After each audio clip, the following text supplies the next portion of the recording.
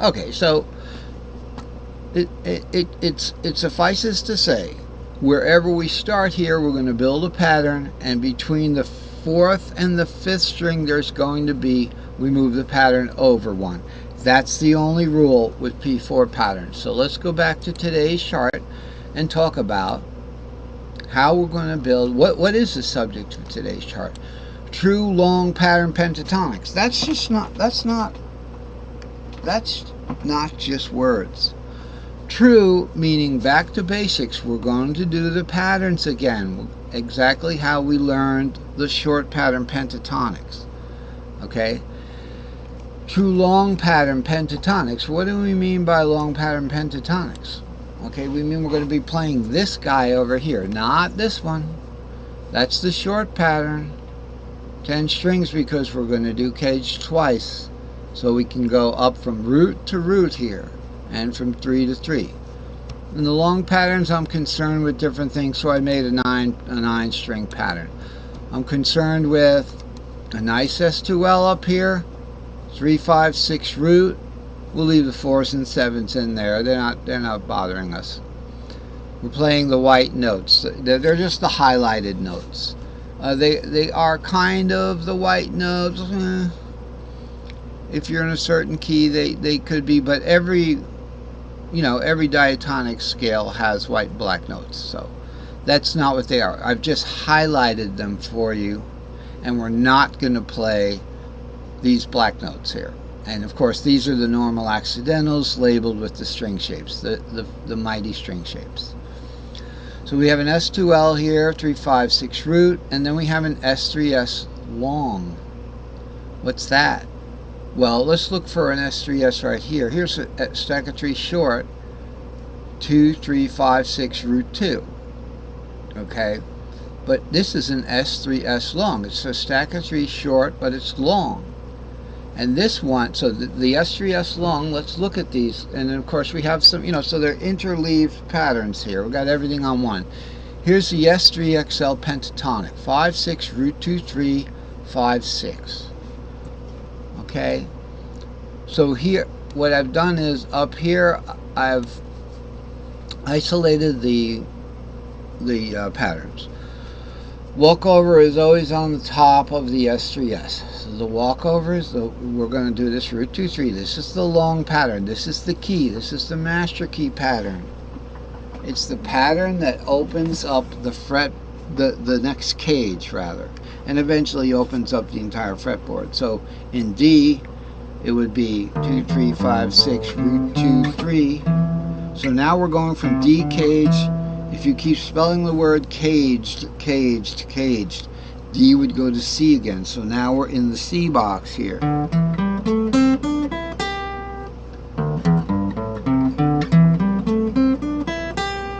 See, it opened up the C cage for us.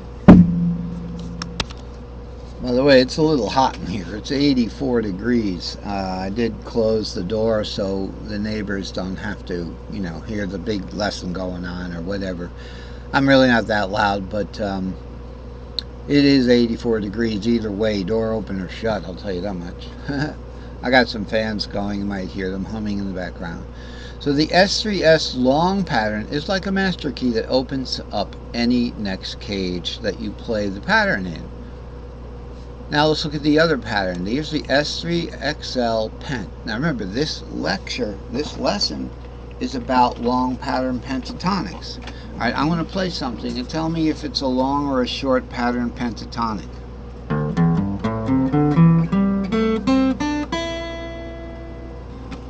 That was the D position pentatonic. Okay, it was the Dorian pentatonic. And it was in short position. Why? Because we have an S3S and then an S2L, but warp up the top part of the S2L and then back to S3S bottom string.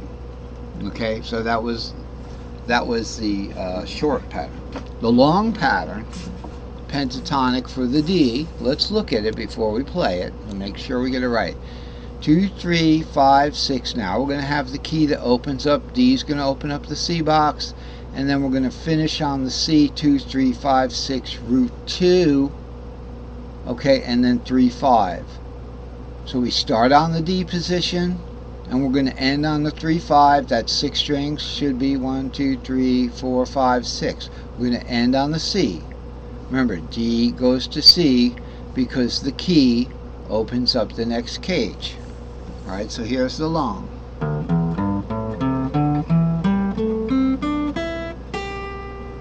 So that is the long pentatonic D position. Now, it gets a little tricky when we want to do the tri-pentatonics off of any position. Let's choose D so we don't get a little mixed up with the fret nut down here, but the root 2, 3 is possible to play. The long patterns can be played from the fret nut. In other words, if I want to play the E pattern by the fret nut here, right?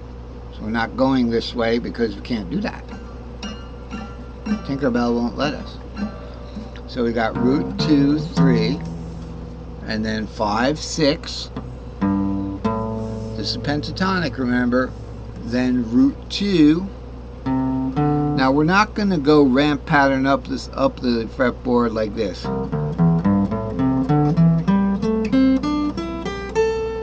Okay, that would take us over like 2 or 3 cages, something like that. You can do that, but that's not what staying in the cage. We're using the tri-pentatonic to define the size of these cages. Because remember, with the short cages, now let's look quickly over at the short cages. That's 356 here, okay, and it's tri-pentatonics for long modal extra large cages, but we need to know what's going on with the short cages. So let's just look at, I guess, the A box. Always go to the A box. That's my go-to box. Okay. We'll bring up the drawing tool. Alright. I'm going to do our little A square, so we'll go in red. Okay, make it a little thicker for the fun of it. So here we go. Here's our... my dog's having fun, kind of chewing her nails or something. Alright, so here it is. Here's the A box, but we're going to play the tri-pentatonic now. We're not just going to go like this. We're going to do A, then a D shape from there, which starts on 5, 6 anyway. But of course for the D, 5, 6 is going to be, you know, which is the fourth of that. Alright, 5, 6 isn't going to be the 5, 6 of the D shape, but we're only worried about shapes now. We're not worried about numbers. Okay, because we're going to have a 5 root 3 root, and then the D shape is going to be root 4, 6. Okay, so with our fourth in the key of C, okay, the 5 and 6 is the second and third of the fourth shape of the D shape.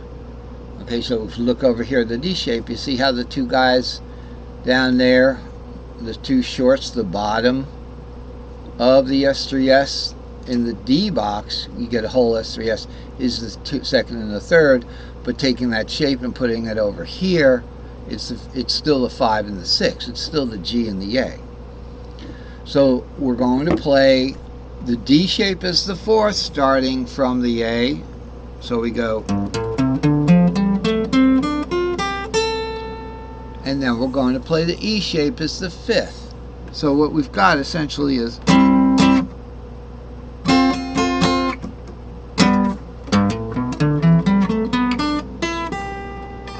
okay, so that's the tri-pentatonic of the A box in the short patterns, and every single one of the 5 boxes encaged has its own tri-pentatonic, and that helps define the size of the cage. Notice with the D shape we had to go over to this one, and when I was first making these cages I was like, oh my gosh, I can't go over to this 4, that's making the cage bigger, because that wasn't part of the A shape. The A shape was 5, 6, root 2, 3, 5, 6, root 2, 3, 5, 6.